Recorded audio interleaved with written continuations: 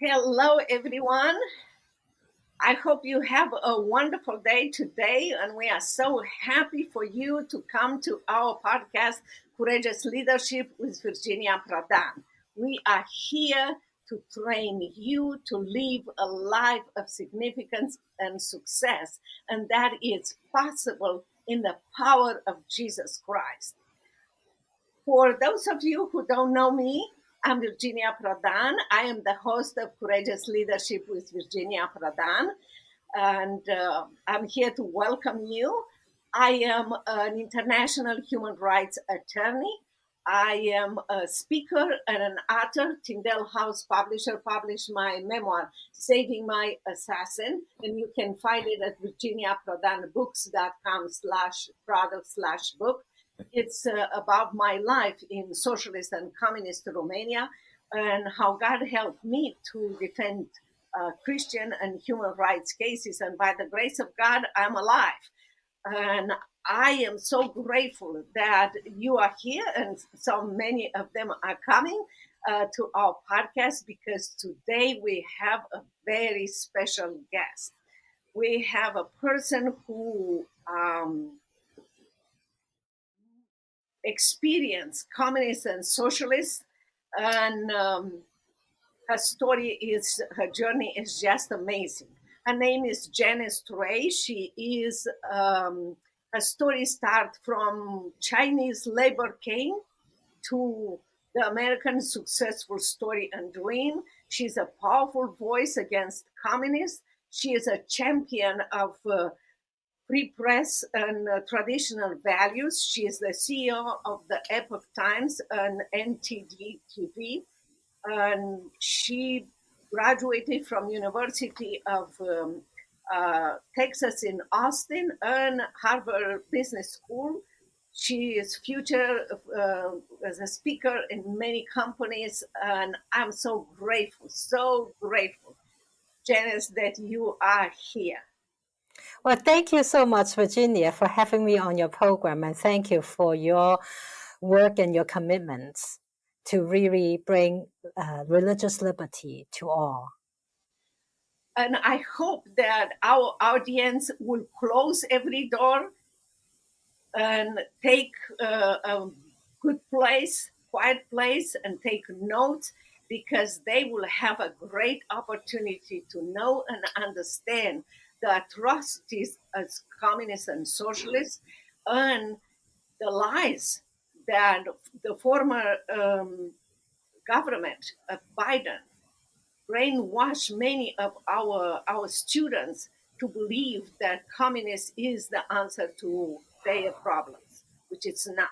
So, Janice, please tell us just a little bit about your experience in a labor camp in China to coming to freedom to America. I was born during the Cultural Revolution. My parents were engineers, and as a result of their educations, they were sent to forced labor camps in very remote part of the country. I grew up as a child laborer, grew sugar cane for the school, carried fertilizers heavier than myself to the top of the hill. During harvest seasons, I pick up crops drops on the fields, walk aisle by aisle for hours to fill up a full plastic bag of crops dropped because they use the hand tools to harvest, so some crops were dropped on the floor. That was the requirements to return to school the next day. So I experienced firsthand child labor, and I was lucky enough to escape to Hong Kong because my grandfather escaped communism. He was a successful banker. They took away his bank and his antique and painting collections. And when he was not well in Hong Kong physically, and we went to visit him and we were able to stay in Hong Kong. And I was very lucky that my father sent me to a school founded by the missionaries because he did not have a chance to learn Christianity, and he knew Einstein, the Greek scientist, believes in God, and so he gave me the chance. And I came to the United States because of the Tiananmen Square massacre. My best friend was in medical school, Dr. Pang, and he carried dozens of dead bodies and injured students. And that was the trigger point for me to apply for colleges in the United States. You said very important things that I want to outline for our young listeners, and especially for people, students, they were brainwashed by former government to understand the atrocities of communists. One, you said your parents were engineers before communists came, and because they were educated people, they were put in labor camp. That's exactly what communists will do to you. You are educated as a student, as a person, you are a danger to communists, and they will persecute you first. Do not believe the lies that they are saying to you. The second thing that you said is this, and I experienced that in communist Romania too. The second thing that you said is that you experienced the work, the camp work, and that you were forced to turn to school and everything.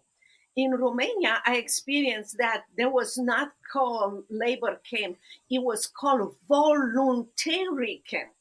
Hmm. So before we were allowed to go to school, some days of our school days, we will line up at school in working clothes, and we were taking by bus to collect things from the farms that belonged to the government, and we were not paid, we were not doing anything. If you miss school, that will be okay, but if you miss those camp days, you would, and your parents will be in big trouble. The third thing that you said, and I want people in America who never experienced socialism and communists to pay attention, is this: and the socialists and communists, you do not choose your education. When communists and socialists come to China, to Romania, or if we're allowed to come to America, the government decides your profession. In my book, Saving My Assassin, I explained there is a chapter where I explain the three things that the government was looking in my file in order to allow me to go to law school. I didn't know at that time, but that's what they were doing. The first thing they were looking was to see if my parents ever organized a revolt against the socialists or communists. The second one was if my parents were ever reported by their own children to the government if they said something negative in our home against the government or the dictator. And the third one, if my parents were Christians. And my parents were not Christians, so I passed all the tests, and I was allowed to go to law school because they believe that not having those things, I will be loyal to government. I was loyal to truth and freedom, like you, Jan. Well, thank you. Let me elaborate a bit for the audience. So since 1949, communism came to China. First, the communist leader mobilized the farmers, promised redistribute the land to them. That's where the revolution started. However, the lands were never given back to the farmers. They took away from the landlords and the industrialists, and it was in the hands of communist leaders. And then they started food rationings. Many people die of hunger. So when your survival all depend on the Communist parties, you will self-silence. And then next wave was between 1966 to 76, 10 years of cultural revolutions. Educated people are being persecuted or sent to labor camps to do things that was none of their profession. And or at the same time, they also burn books, they destroy historical architectures like the Confucius statues and temples they burnt, and so on and so forth.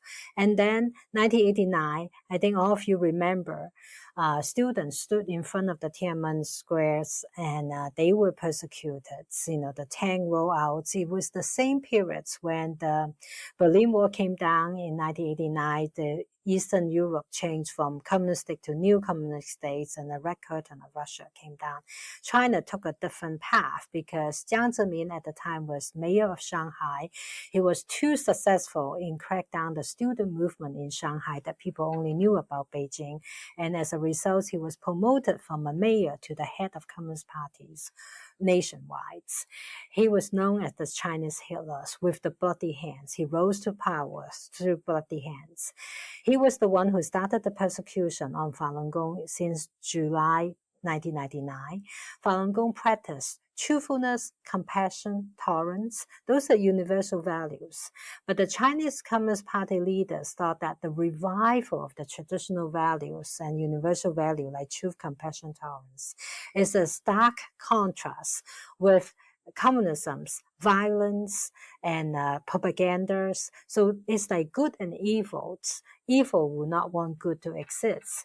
And the brutal persecutions continue until today. So if you look back the 7+ decades, every decade or so, an innocent group of people being singled out. First is the landlords, the industrialists, then the educated people, then the students, then the Falun Gong followers. None of them have done anything wrong. In fact, 5,000 years, there were no communisms. But it was Communist Party leaders' insecurity. And they also see it as a money-making opportunity to kill Falun Gong practitioners on demand for organ transplants, because there's a worldwide shortage for organ sources. Because to match your organs, not only the blood type match, you need the tissue type match. So you need large number of people in a pool in order to do the matching. But in China, there's no real donation systems for matching. Red Cross tried many years, was unsuccessful because people believe in reincarnation. They don't want missing pieces, for the next life. And Falun Gong practitioners, they do 5 gentle exercises, including the meditations. They're known as the healthiest group. And they also they don't drink, they don't smoke. So no one wants a smoker's lung, and no one wants a alcoholic person's liver. And there have been 4 or 5 major health surveys, each with more than 10,000 sample cases on Falun Gong practitioners. And the reported results on the health surveys have been 96 to 98% improvement in physical health, mental health, and their concentrations and the well-beings. And so they kill Falun Gong practitioners on demand when they were alive. And so that's known as fresh organs have a better chance of, for the organ recipients. And so this need to stop. I am amazed how the communist system works, and they use the same system. You're talking about hunger under communists. I remember in Romania, we had a number of eggs or a number of bottle of milk, small bottle of milk a month. It was a ration. You couldn't have more than that. And we were so hungry and so skinny. And the dictator will say to American people, "Oh, we take care of our people. We don't want them to be overweight like in America." But we suffered. We didn't have food. I remember going to the store many times. People have to stay in line for hours and sometimes days, because when the government is in charge and is the owner of all the food, all the companies, they do whatever they want. They bring the food when they want, or products, and the quality that they want at the price that they want. In fact, one of my lawyers that live across the street, stopped one day at the meat market and bought some meat. And when the man told him how much it cost, he only said, "Oh, the government raised the price again." And from that place to home, he disappeared because there were people in line and they heard him saying that, and for him to be a lawyer had an influence, and they killed him. And I Oh, so sad. you that when I came to America, when I walked for the first time in the grocery store, I remember thinking, is this an exhibition that is not, line? Nobody fights for food and everything. It was a shock to me that everything was so beautiful. You also talk about books. The communist system works in the same system. When we were in Romania under dictator Nicolae Ceausescu, you were required not only in the library, in the bookstore, in a school to have only books of the dictator, but also in your own home. They burned all the books. They did not allow anyone. In fact, when I was with a television program back to Romania after revolution, I was amazed that half of the store was full of Bibles and everything after revolution, and he was gone. Um, you were also talking about the 1989 revolution of the students. The revolution comes under communists where people realize that they have nothing to lose, nothing to lose because they are so oppressed, they don't have anything. And I believe that was the reason why they went outside, and those are young people. But you are right about um, China, that it's different and it's absolutely we don't want to have communist China, and I hope that our audience understand for what you explained that happened in China, for what I explained that happened in Romania. They will understand the reality of socialism and communism. Yeah, the Epoch Times published the 9 commentaries on the Communist Party on November 19, 2004. So for the past 20 years, we have inspired 442 million Chinese withdraw from the Chinese Communist Party membership and its affiliated organizations, the Youth League and the Young Pioneers. This is very significant. It catalyzed the transformation of communist China towards a new communistic China in the future. Because for 5,000 years before communism, it existed without communism. So communism was never rooted in the traditional Chinese culture. And if you think of 1989, things changed instantly. Just like President Reagan in 1989 said, Mr. Gorbachev, tear down this wall. Today, what we are dealing with is the digital firewall. So in China, it's the internet censorships, and they're also using the artificial intelligence, to attack and to target our people, invade our privacies, and as we all know that significant infiltration. In fact, the People Liberation Armies back in 2003 have published that they are waging 3 wars. One is a legal warfare, another one is opinion warfare. They use legacy media, and then the third one is a psychological warfare. And so they constantly put people to live under terror. If you look at, they first targeted the industrials and the landlords, then targeted the educated one, targeted the student, targeted the Falun Gongs, and create that terror. So people live under terror, and then they self-censor, and they don't want people to speak up. And that's why the role of media play a very crucial role.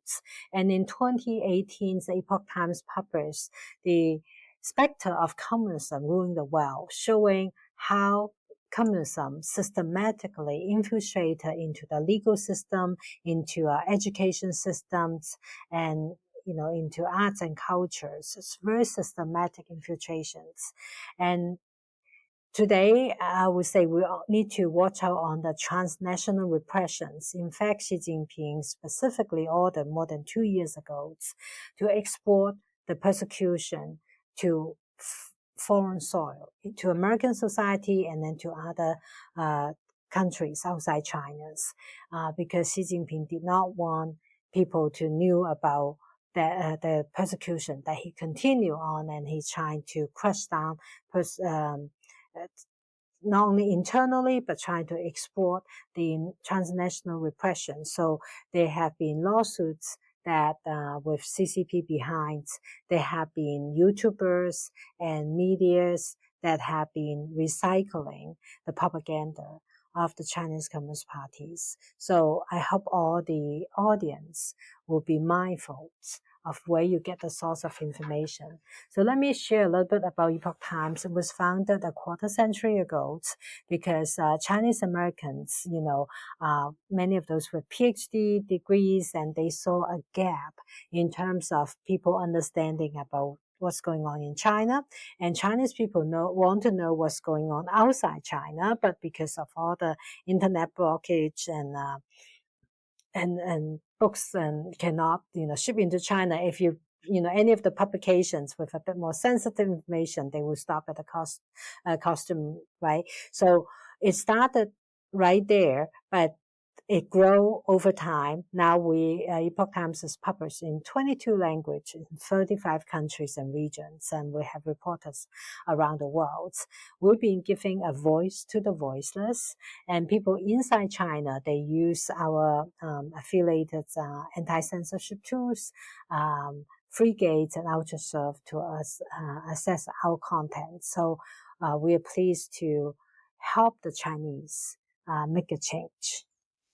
Wow, that is wonderful.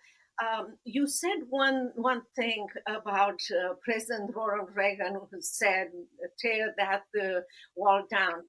I had the honor and the privilege when I came to United States of America to go to the White House. I was invited and I met President Ronald Reagan, and he is one of my hero. But he is my hero because as an American president, he knew socialists and dictators more than anyone else. So for that reason, I always said, and I'm glad that our current president understand the Chinese dictator and other dictators, because in our action as Americans, we have to know our enemies. We have to know our spiritual enemy, the evil one, and how he works and how he tries to trick us and so forth. And we need to know our enemies like Chinese and other communist people. So that is important for our leaders at any level to know and understand our people, our enemies or our adversary. You mentioned also, and I believe this is very important. You outlined so beautifully that people under communists live under terror every single time in their life. They don't know if they will be picked up, if somebody will tell the governments a lie about them and so forth. You have to understand, and I'm referring to our audience that think that socialist and communist is wonderful. You have the freedom. I signed my memoir with the words "Freedom is precious" because I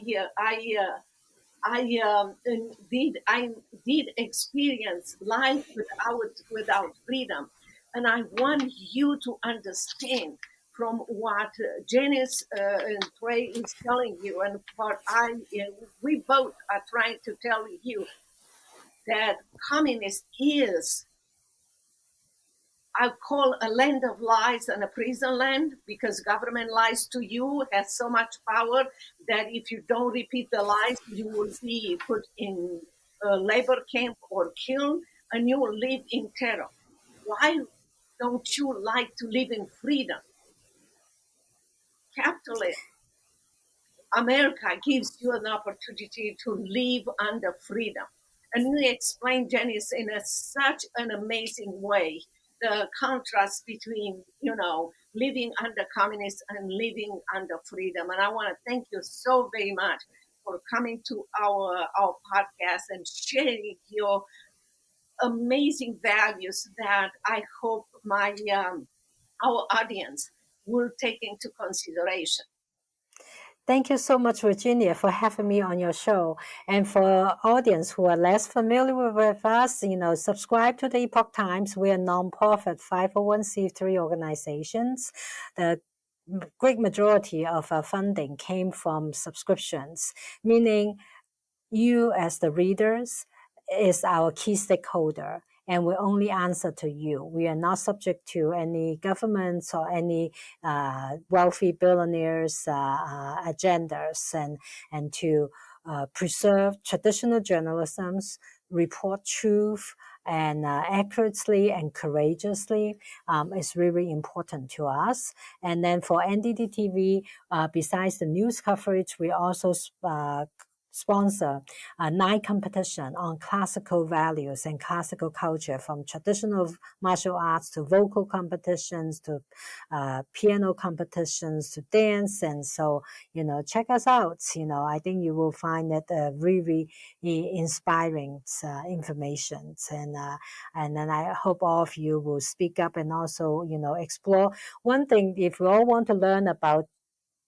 what does the world look like before communism, go check out Shen Yun Performing Arts. SHENYUN is a world-class performance of classical Chinese dance with a live orchestra, combined the Guantua Western Symphony with a distinctive Chinese melody, and then with a pattern animated backdrop. It's like a movie, a live theater, and live concerts. I introduced that to Kate Blanchard, and she described it as an extraordinary experience, exquisitely beautiful. So see yourself, what is China look like before communism? Oh, I love that. And I will add to that. I am a subscriber of the Epoch Times. I watch the NTD TV, and I love everything that you said. And I want to say, you can subscribe for yourself, and you can subscribe for others. Give them the subscription as a gift for different events, for different situations. So again, thank you so very much for coming to our podcast. I hope you will send us your comments, your question, your suggestions, and we will go from there. Tell us, and I hope we can invite you, Janice, for another events, for another competition, what you have, and hope to see you in DC soon. Thank you so much, Virginia. God bless you, and I hope to hear from you soon. Bye bye. Thank you. Bye-bye.